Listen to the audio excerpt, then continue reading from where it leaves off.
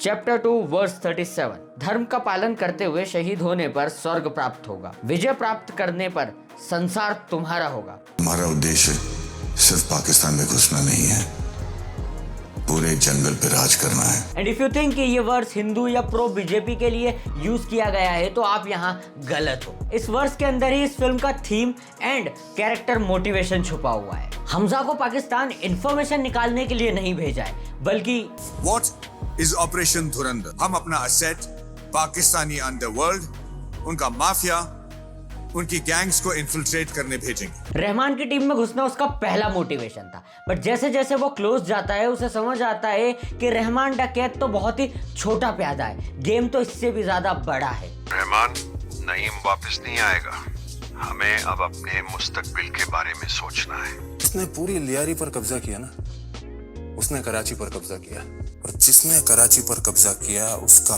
पूरा पाकिस्तान हो गया। अगर उसको लियारी की गद्दी मिल गई ना तो कराची की लगाम हमारे हाथ में होगी, और कराची की लगाम का मतलब है पूरे पाकिस्तान की सवारी। तगड़क तगड़क तगड़क। अब आप समझ चुके हो कि हमारे कैरेक्टर का मोटिवेशन क्या है। मोटिवेशन मतलब नीड मतलब हमारा कैरेक्टर चाहता क्या है, और जिस टाइप की नीड हमजा की है वो मास्लोज हायरार्की ऑफ नीड्स के पिरामिड में सेकंड नंबर पर आता है। एस्टीम, जब कैरेक्टर प्यार के लिए नहीं, पैशन के लिए नहीं, बल्कि पावर के लिए लड़ता है, उसे एस्टीम नीड कहा जाता है। और इस पावर को पाने के लिए हमजा कितने की लाशों और कितनों को मैनिपुलेट कर कर ऊपर पहुंचता है, जिसका सबसे पहला विक्टिम होता है रहमान डकैत और उसका बड़ा बेटा नईम। क्योंकि अगर मैं कहूं कि नईम को बाबू डकैत के लोगों ने नहीं मारा बल्कि किसी और ने मारा है, and I have proof, but उससे पहले आपको समझना होगा हमजा का हनी ट्रैप, कि वो कैसे लोगों को अपनी जाल में फंसाता है, जो बहुत ही ऑब्वियस लगता है। जब वो येलिना को फंसाता है, सबसे पहले वो उसको पब में जाता है, जब वहां चांस नहीं बनता है तो वो पहले उस पब के ऊपर रेड पड़वाता है और फिर खुद येलिना को वहां से सेफली बचाता है। उसके बाद में अपनी कॉन्वर्सेशन को आगे बढ़ाने के लिए वो जानबूझकर अपनी गाड़ी को बंद कर लेता है, एंड फिर शो ऑफ करने के लिए उसी गाड़ी को वो स्टार्ट करता है। कुछ ऐसा ही वो 26/11 के अटैक के बाद में करता है। दारू पीकर वो घर आता है और येलिना का टेस्ट लेता है कि क्या ये मेरे साथ रहेगी या नहीं। मुझे पूरे कराची का बादशाह बनना है, मेरे साथ चल सकती है तो जिंदगी भर से तुम्हारा हक रहेगा मुझ पर, लेकिन इसके बाद तुम मुझसे कोई सवाल नहीं पूछोगी।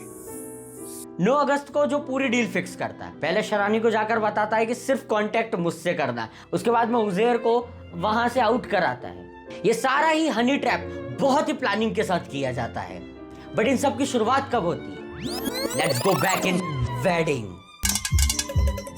बच्चा कौन इसके साथ? ये रहमान बलोच का छोटा लड़का है, फैजल। इस मूवमेंट पर हमजा को समझ में आता है कि बच्चा बचाना इंपॉर्टेंट है, भले फिर वो बड़ा हो या छोटा हो, क्योंकि जो काम बड़ा कर सकता है वो काम छोटा भी कर सकता है। पहले हम उस पूरी सिचुएशन को एक कैलकुलेट करते हैं। नईम भागकर बाहर जा रहा होता है कि हमजा उसे पकड़कर पैरों के पास में पटक देता है। उसके नेक्स्ट शॉट में हमजा उसके ऊपर चढ़ा हुआ है और अभी नईम जिंदा है। अब जो तीनों बाबू डकैत के लोग हैं वो सामने से फायर कर रहे हैं, बट सिचुएशन इतनी क्रिटिकल हो जाती है कि अब वो तीनों अटैकर अपनी जान बचाने की कोशिश करते हैं, ना कि नईम को मारने का ट्राई करते हैं। बट अटैकर्स के जाने के बाद में हमें पता चलता है कि नईम के पेट पर गोली लगी हुई है, जो तब पॉसिबल है जब कोई सामने से फायर करेगा, एंड सामने से फायर करने के चांसेस बहुत ज्यादा जीरो थे, क्योंकि लोकेशन के अकॉर्डिंग ये इस तरफ थे और वो नीचे लेटा हुआ था। और अगर सामने से गोली चलाई गई है तो इसका मतलब साफ बनता है कि उस पर गोली चलाने वाले वो 3 लोग नहीं बल्कि हमजा था, क्योंकि वो जस्ट उसके ऊपर खड़ा हुआ था। बट एक्चुअली प्लान तो हमजा का ये था ना कि बच्चे को बचाना, बट जब उसने दूसरा बच्चा देखा तब उसे समझ में आया कि दोनों में से किसी एक को भी बचा लूंगा तो भी मेरी एंट्री रहमान डकैत की गैंग में इजीली हो सकती है। बट अगर वो दोनों ही बच्चों को बचा लेता और किसी को भी कोई खरोच नहीं आती तो क्या कॉन्फ्लिक्ट इतना बड़ा होता जितना बड़ा हमें देखने को मिला? नहीं, क्योंकि ऑलरेडी पीएपी उसे बोल चुका था कि तू अटैक नहीं करेगा। तो अगर रहमान डकैत का कोई पर्सनल लॉस नहीं हुआ, पीएपी नहीं चाहती कि वो बाबू डकैत के ऊपर हमला करे, तो फिर रहमान डकैत क्यों ही उस पर अटैक करता? कॉन्फ्लिक्ट के चांसेस यहां जीरो हो जाते। बट हमजा का प्लान कुछ और था, एंटर होने के बावजूद वो देखता है कि रहमान डकैत कुछ नहीं कर रहा है, तब वो उसे उकसाता है और उकसाने के लिए वो सिर्फ 3 रिएक्शंस देता है। इलेक्शन के बाद वो बाबू डकैत इंतजार में होगा कि हम जवाबी हमला करेंगे। इलेक्शन जीतना जरूरी है, वरना पीएपी हमसे सुलग जाएगी। गैंग चलाने के लिए उनसे जितनी भी रकम मिलती है सब बंद हो जाएगी भाई।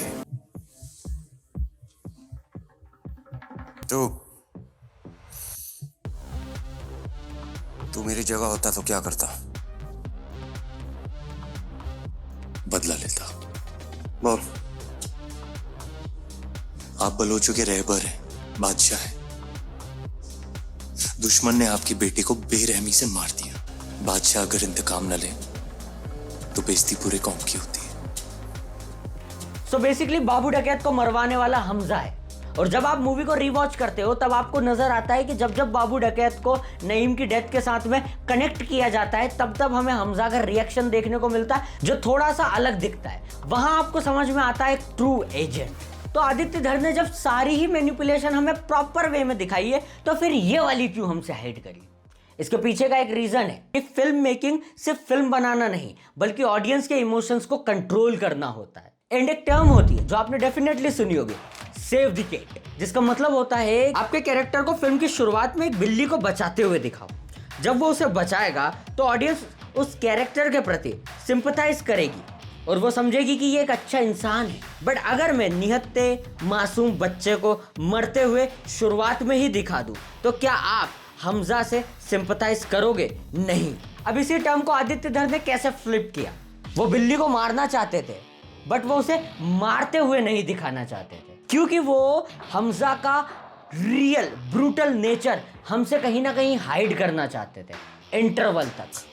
क्या है ना, अब आपकी बेटी की जिंदगी भी मेरे हाथ में है। अब नौकर को मारना भी हमजा के लिए इजी नहीं था क्योंकि नौकर की उंगली तोड़ने से पहले वो मेजर इकबाल से मिलकर आया था और उसे देख रहा था कि वो कैसे एक इंडियन एजेंट को मार रहा है और उसी रेज को उसने इस नौकर के ऊपर उतारा। बोल बेटा। और वो लोग जो कहते हैं ना कि रणवीर सिंह इस फिल्म के अंदर साइड कैरेक्टर नजर आता है, शायद उन लोगों को वो स्पाई फिल्म देखने की आदत है जहां पूरा काम अकेला हीरो ही करता है। क्योंकि अगर आप रियलिस्टिक राइटिंग देखने के लिए जाओगे तो वहां पे हमजा को लोगों की नजर में नहीं आना है, उसे छुप कर रहना है। और अकॉर्डिंग टू पावर जो ज्यादा ताकतवर होता है स्क्रीन पर भी वही डोमिनेट करता है। जब रहमान फ्रेम में होता है तो हमजा साइड में, बट जैसे ही हमजा अकेला होता है उसका ऑरा फार्मिंग शुरू हो जाता है क्योंकि रहमान बोलने वालों में से नहीं है बल्कि ऑब्जर्व करने वालों में से है। वो सामने वाले को देखता है, समझने की कोशिश करता है, जैसे फर्स्ट मीटिंग विद इकबाल।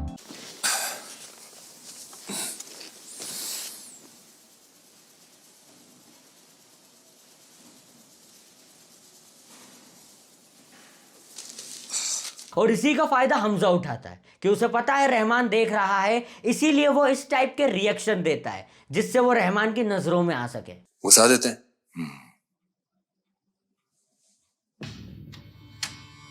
क्या क्या बोलना भाई? मैं सोच रहा था कि सियासत में बड़ा कारनामा करना हो तो ऐसे दौलतमंदों से दोस्ती बनाई रखनी चाहिए। Cheers to Dhurandhar. Cheers to Dhurandhar.